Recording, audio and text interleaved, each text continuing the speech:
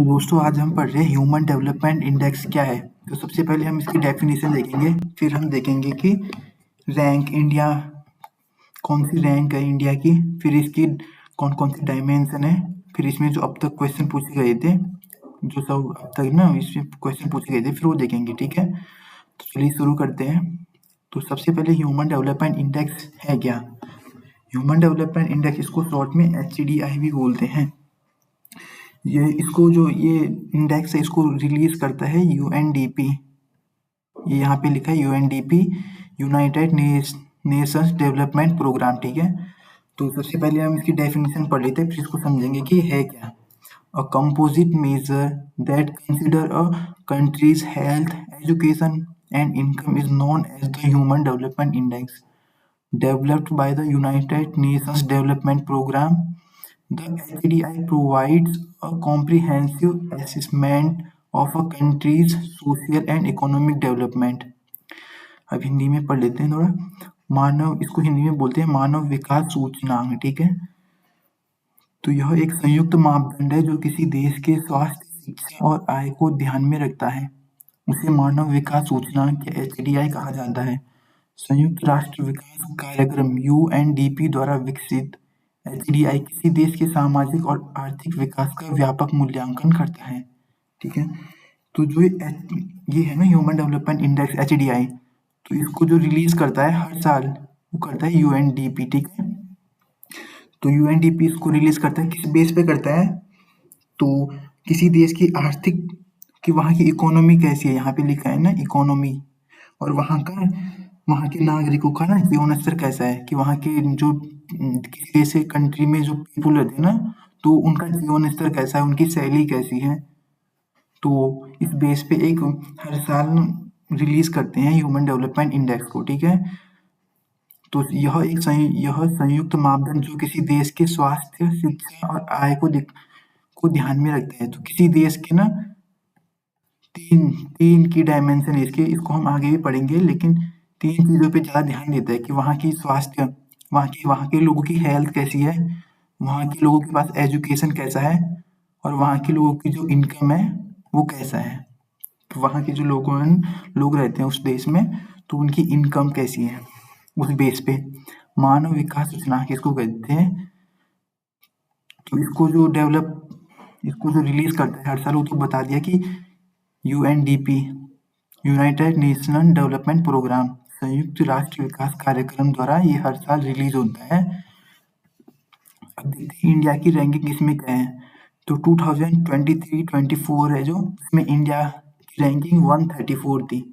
यहाँ पे 134 इंडिया की रैंकिंग थी, और टोटल जितने देशों में रिलीज हुआ 193 देशों में से इंडिया की रैंकिंग 134 थी, जो कि बहुत मतलब नीचे है। इंडिया ह्यूमन डेवलपमेंट इंडेक्स में नहीं, इंडिया की रैंकिंग अभी 134, तो मतलब बहुत दुख की बात है वैसे।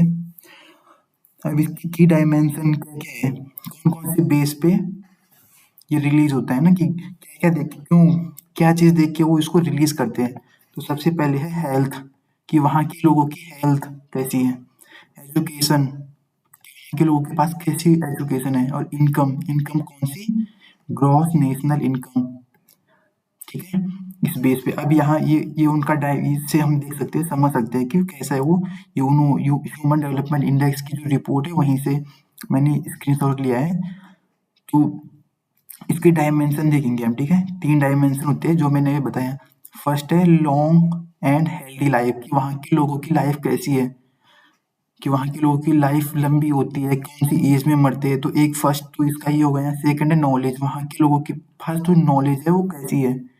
ठीक है, और थर्ड है डिसेंट स्टैंडर्ड ऑफ लिविंग, कि वहाँ के लोगों की जो लाइफ है, स्टैंडर्ड ऑफ लिविंग कैसी है, वहाँ के लोगों का जीवन स्तर कैसा है।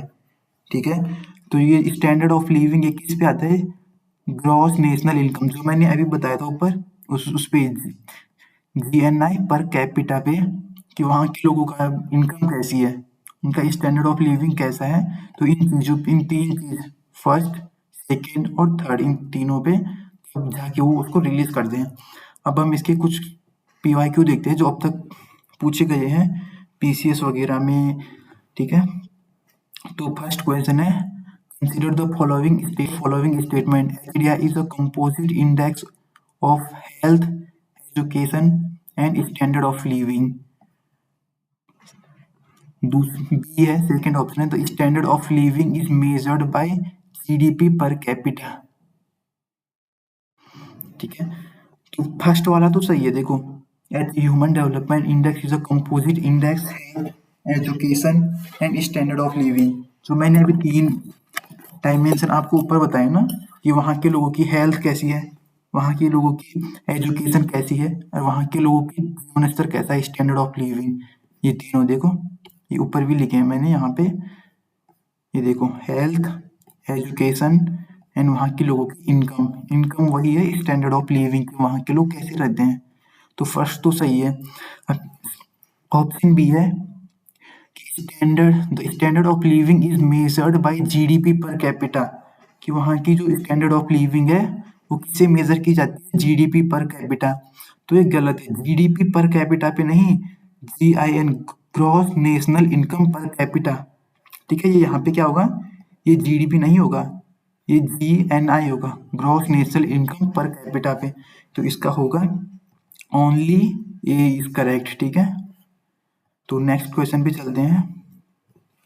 With refer to the human development report 2021-22, which of the following statement is correct. ठीक है, तो India rank on the human development index has upgraded from 130 in 2020 and 132 in 2022। अब सेकेंड है, India's rank on the human development index has slipped from 132 in 2020 to 132 in 2022। तो ये तो सही है। देखो कि 2020 में जो इंडिया की रैंक थी वो कितनी थी, 2020 में वो थी 130, और 2022 में इंडिया की रैंक हो गई थी 132। ठीक है, मतलब 130 थी और 32 चली गई ना, तो मतलब इंडिया का जो है 130 तो सही था, फिर 132 कैसे गया ऊपर, तो स्लीप हो गया। तो इसका होगा ओनली ऑप्शन नंबर 2 करेक्ट। अब क्वेश्चन नंबर 3, मानव विकास सूचकांक निम्नलिखित में से किसका संयुक्त सूचकांक है। तो वही 3 डायमेंशन जो मैंने बताई थी, मतलब जो एग्जाम में क्वेश्चन आते हैं वो यहीं से आते हैं कि उसके डायमेंशन कौन कौन से है। तो मेन यही है। अब फर्स्ट ऑप्शन है पोषण की स्थिति, जीवन की गुणवत्ता और प्रति व्यक्ति आय, सकल घरेलू उत्पाद। तो पोषण ये तो हमने पढ़ा ही नहीं था ना, कि पोषण वहाँ हमने 3 चीज पढ़े थे जो मैंने अभी ऊपर बताया। ऑप्शन 2 गरीबी, जीवन प्रत्याशा और शैक्षिक प्राप्ति, कि वहाँ की गरीबी तो है ही थी नहीं उसमें, जो मैंने अभी पढ़ा उसमें गरीबी है ही नहीं। जीवन प्रत्याशा, शैक्षिक प्राप्ति और प्रति व्यक्ति आय। चौथा ऑप्शन देखते हैं मुद्रास्फीति तो मैंने पढ़ा है ही नहीं, तो ऑप्शन नंबर 3 सही होगा। जीवन प्रत्याशा मतलब स्टैंडर्ड ऑफ लिविंग, शैक्षिक प्राप्ति, एजुकेशन वहाँ के लोगों की नॉलेज, और प्रति व्यक्ति आय कि वहाँ के लोगों की जो आय है इनकम पे, इन तो ये सही है। ठीक है, ऑप्शन नंबर 3। तो थैंक यू।